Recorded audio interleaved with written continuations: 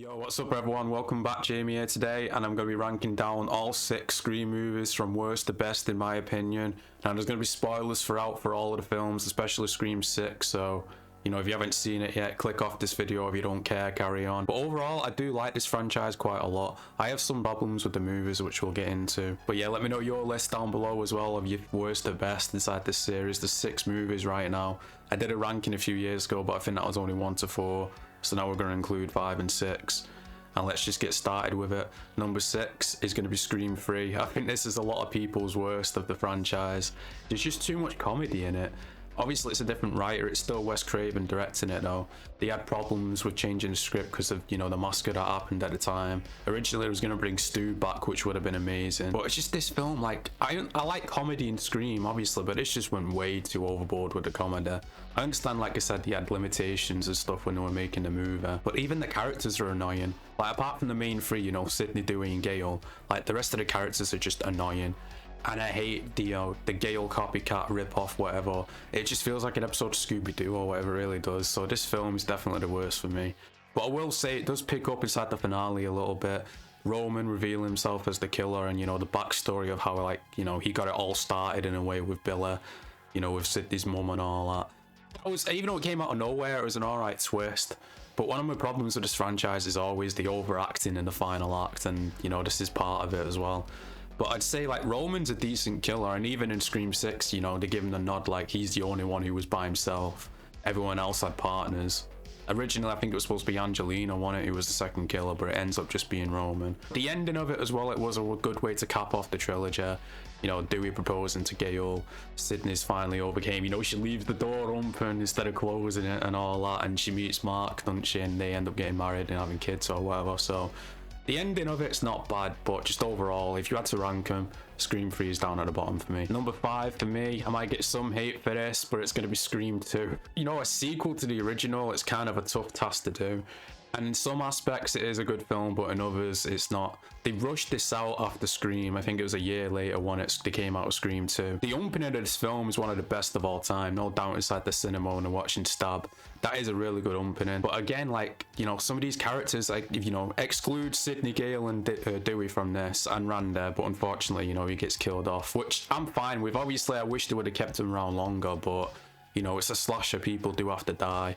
So it doesn't take away points for killing Randy off. It's just, again, the characters, like, I just don't care about any of them. Like, Sidney's new boyfriend's just bland, and you got that stupid singing bit inside it as well. Mickey's alright, but Mickey's barely in it until the end when he revealed to be one of the killers. Hallie's alright, I guess, but it's just the characters are just, you know, the better characters than Scream 3, I'll give it that, but, you know. And again, once we get to the ending, the overacting, just, I hate it. It works at the first film, but in every film after that, it's like they tell the actors, okay, act like, you know, Matthew Lillard and Skeet Ulrich from the first one, and you just start over delivering. And, you know, you got Miss Loomis as one of the killers in this as well, Mickey and Miss Loomis, which, you know, it's not bad, but it's just the overreacting and the monologues going on and on and on. And that's what takes away from most of these films for me, it's the ending. But yeah, Scream 2, I don't know what it is about it, it's just, it doesn't click with me too much. Like, it's not a bad film, but I just enjoyed the rest of them, to be honest, over this. So Scream 2 is going to be number 5 for me. And number 4, we got Scream 6, which just recently came out. I had to watch this twice. I've seen it twice inside cinema. I like it more the second time I've seen it, but I still have problems with it. But I do prefer it over Scream 2 and Scream 3. But the writing fell off a little bit for me inside Scream 6. It's more better, like I said, in the second viewing, but the main problem I have with Scream 6, it's basically just a repeat of Scream 2. The killer motives, the way characters survive, like the settings sort of different. They're in New York, but they're still in college anyway, so it's just a complete redo of Scream 2, really. But the kills in this has got to be one of the best of the franchise. The ghost face mask as well, the aged, rotted mask is amazing. The characters are good, I do enjoy the core 4. Just my main problem with this film is the ending, again, with the overacting. But people say, well, that's Scream, and yeah, it is Scream, but why does every single film have to follow the formula? Why does every single film have to have, like, this overacting, like, you know, situation? Why can't one of the killers just literally be, like, act differently? They all just act the same as soon as they take the mask off. That's what I hate. It did need more deaths. Like, you know, the main character surviving. Like Chad, for example, amazing scene where he's getting stabbed by 2 ghost faces. He gets stabbed like 10 times inside the chest, but he survives, just like Dewey did in Scream 2. Or Mindy getting gutted on the train, and then at the end, you know, 5 hours, not even that, how many hours was it? I was late, I don't even know. She's just running about like, oh, I know where the killers are and all this. So I do like the characters, but I feel like they should have killed at least one of them off in Scream 6. But overall, like I said, I did enjoy it more the second time I watched it. Coming in at number 3, I've got Scream 4, which, you know, I'm a little bit biased for this. You can see the poster barely up on that side, barely up there. This is the first Scream film I actually saw inside the cinema.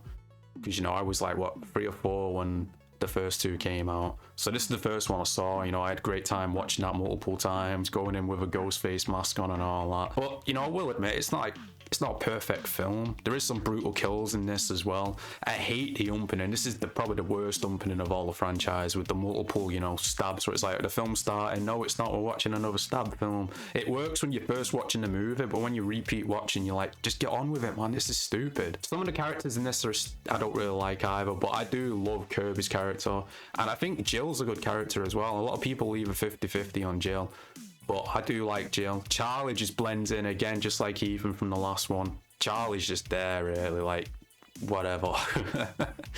And, you know, apart from the main 3, Sidney, Dewey, and Gale, Kirby's a good character, and I do like Jill. And especially, and, you know, the reveal. This, actually, you know what? She does kind of overreact a little bit, but her messing herself up after she, you know, kills Charlie, and she's like, all right, I gotta convince, you know, gotta make this scene look convincing. So she starts like running through the glass and all that, stabs herself, pulls her hair out, you know, goes through the glass table. She messes herself up inside this film, Jill, and that's always funny to see. And, you know, they did tease like Sidney dying here, but I will say, like, you know, same with Scream 6, Scream 4, the amount of damage that Sidney took, she pretty much should have died there. Like, didn't they say that she was nearly in a coma or anything like that? But overall, I do enjoy Scream 4. I know a lot of people seem to hate it, but to me, I'm guessing I'm a little bit biased because it was the first one I've seen inside the cinema, like I said. Coming in at number 2, I got Scream 5, which to me felt like a return to form, like, you know, the requel aspect or whatever, going back to the original. The characters introduced there really good, which we still have now, like, you know, Tara, Sam, Chad, Mindy, all good characters. Richie, I really loved Richie, and that's because I'm a fan of Jack Quaid as well from The Boys and everything like that. But, you know, when he was revealed to be the killer, I hated it, and, you know, even got the line like it was what's best for the movie and all that. But with the stakes with Dewey dying as well, you gotta give him credit. Like, they had the balls to kill off Dewey. I wish it was Gale instead of Dewey, but look, they survived 5 movies up to this point, you know. All the damage they've took, like, between them. It was about time one of them should have died.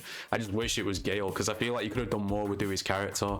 Especially, like, I didn't say, like, in 6, Gale's character in Scream 6, she just reverts back to Scream 1. Like I said, the characters are really good here, and it did set the franchise up to continue forward after that 11-year gap between 4 and 5. Now, well, you've probably guessed by now what number 1 is, and it's obvious it's the original Scream, because it's a classic, man. You can't beat the classics, you really can't. And I disagree, because some people always say the original is always the best. Not necessarily, but in this case it is. Scream 1 is definitely the best.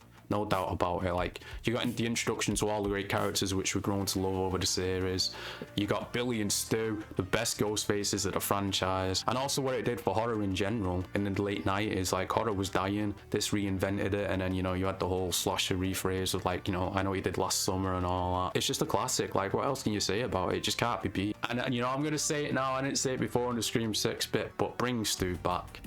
I am on Team Stu 100%. Why not? All the damaged people survived inside the series. It was a TV on the head. He could have survived. Like, the big question is, like, where has he been? Obviously, that's, you know, the big question. But yeah, Scream 1, it's a perfect film for me, man. I could watch it all the time and I'd never get sick of it. But this has been my ranking of all 6 Scream movies. Let me know your thoughts and opinions and your list down below inside the comments.